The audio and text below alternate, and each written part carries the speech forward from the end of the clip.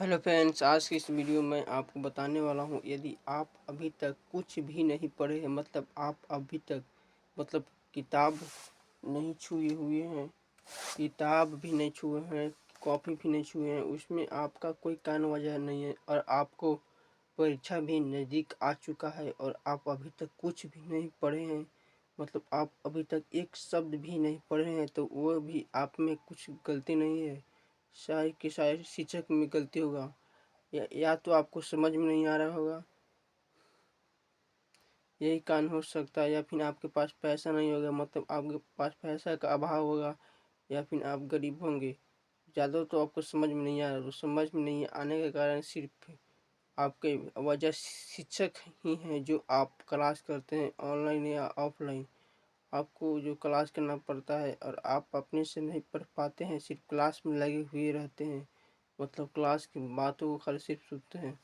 तो वो सिर्फ कारण है आप में कि आप बचपन में ही अच्छी तरह से बातों को नहीं पढ़े हैं।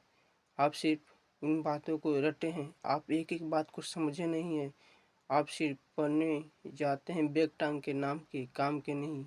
तो इसलिए इस वीडियो को अपने शिक्षकों से ज़रूर पूछिए एक बार कि सर, समय आ गया, मुझे परीक्षा देना है जेईई मेंस का, या फिर हमें देना है एग्ज़ाम 10th क्लास का, अपनी कोई भी एग्ज़ाम हमें देना है, तो हम कैसे दें? हमको एक एक बात को क्यों नहीं बताए थे? हम तो सब बात भुला गए हैं। जैसे में फार्मूला आप रटवाए थे, तो फार्मूला भी हम भुला गए, और क्वेश्चन हमें याद करने के लिए दिए थे, वो भी भुला गए। तो हमें कुछ ऐसा बात बताइए कि जिससे हम क्वेश्चन भी न भुलाएं और क्वेश्चन भी न रटे। तो अपने शिक्षकों से अवश्य पूछिए और उनसे पूछिए कि इसका मतलब एक एक शब्द हम का मतलब क्या होता है, मतलब क का मतलब क्या होता है, ख का मतलब क्या होता है, ये हमें क्यों नहीं बताया जाता। जब हम क्लास 10th में थे ना, 11th में थे ना, तब कोचिंग पकड़ते थे, सर कहते कि हमारे पास ही बच्चे इसलिए पढ़ने आए क्योंकि पीछे क्लास के नहीं पढ़े हुए थे बढ़िया से। तो उन्हीं से मैंने सीखा कि पीछे क्लास मतलब हमें, वैसे तो फिर 10th क्लास के सर कहेंगे कि तुम पीछे क्लास नहीं पढ़े हो, 9th क्लास के सर के नर्सरी नहीं बेसिक हमारा है, क ख ग से ही ना पूरा सब में लिखा हुआ होता है।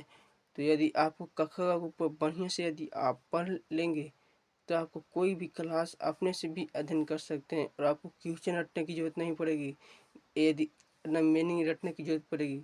और यदि नहीं रटेंगे, यदि आप नहीं रटेंगे तो आपको आप आप उसके मतलब जाने कि ऐसे हुआ वो ऐसे हुआ, तो आप तो अपने से भी उसको कर लेंगे। जैसे में अप्रैल का स्पेलिंग से होता है, तो बॉय का मतलब अब लड़ते हैं, हमको हमको नहीं याद है, कोई दूसरा बच्चा को तो याद नहीं होगा।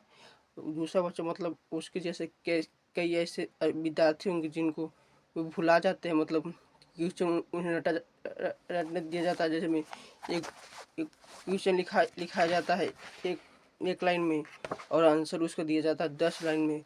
वह उसको रटते रटते वह कोई विद्यार्थी ऐसा होता है, सोचता है कि पढ़ाई हमके किस्मत में है, ये नहीं, वो पढ़ाई ही छोड़ देता है। इस प्रकार होता है कि मतलब वह रट ही नहीं पाता है। तो आप अभी तक कुछ नहीं पढ़े हैं, तो आप डटे रहिए और आप ज़रूर आगे बढ़िएगा। थैंक्स। जय हिंद, जय भारत।